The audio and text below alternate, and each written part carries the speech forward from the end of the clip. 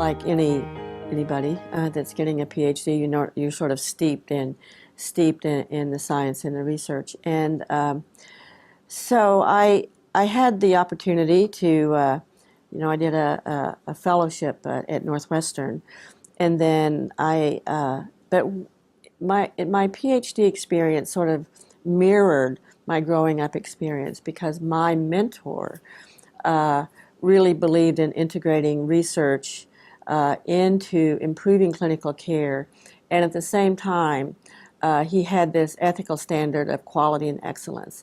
And his advice to me was, every time you do an experiment, you have the opportunity to do the best possible experiment that you can do. That's your opportunity.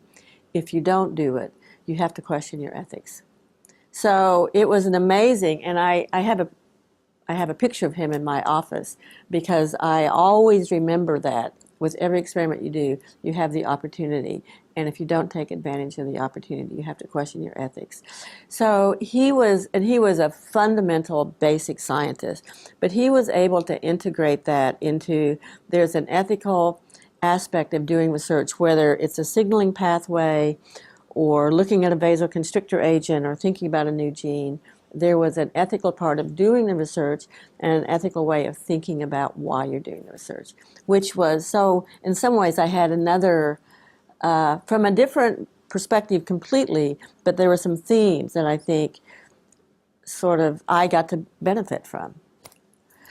So that was my undergraduate experience. And then when I went to my first faculty position was the University of California at Davis, and it was interesting because they were interested in an investigator and they wanted somebody to fill this gap in their research portfolio.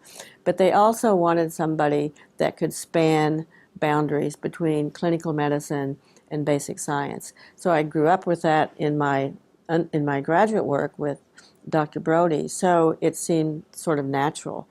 And then it became not just natural, but a passion.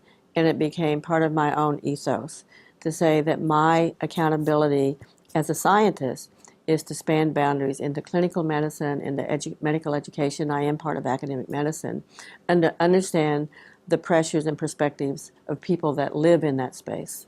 If you're a scientist, the coin of the realm is having extramural funding and recognition of your research. And so I was fortunate enough to have that. And then it was an ethical experience for me because I was approached to be the chair of the Senate Research Committee. And in the University of California, the Senate is very powerful.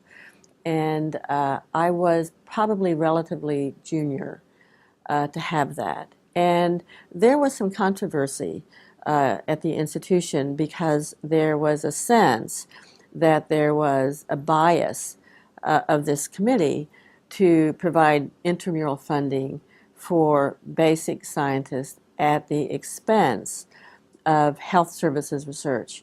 So there was a sense that of controversy and a sense of unfairness. And I'm coming in, of course, as a basic science faculty and as chair.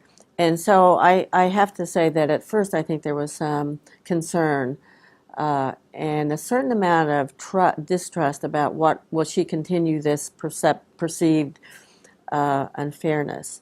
So I met with one of the colleagues that was very concerned about this, and they had a suggestion to me, and the suggestion was that we just split the money down the middle. And I said, well, let's think about what that can mean for quality. Because we're making an arbitrary decision, not really based on quality, but based on the concern or fears about being left out of the process. So I asked them to trust me for 6 months, included them in all the reviews, changed the review process, made it more open, let everybody see the reviews, and I asked them to give me 6 months to see if they thought that was going to be a fair process. And after the 6 months, everything went swimmingly. I think we reached a new standard.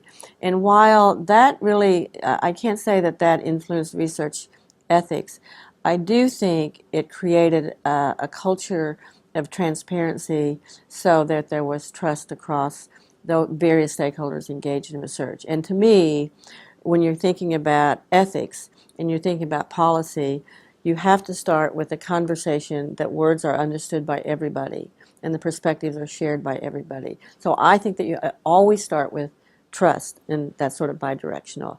And then how you think about what does an ethical research program look like? And it doesn't just look like compliance. It's much more than that. But you have to establish the trust. So for me, that was an opportunity for me, whom these other people didn't know, to establish what turned out to be a very trusting relationship. And I have to say that we're close friends to this day. So that beginning, I think, was an important beginning because it really put me in the position of saying, to me, from my own personal ethics, is that spanning boundaries and learning about the perspectives of others is what I'm about. So that was fortunate. I think it helped me throughout my career at Davis.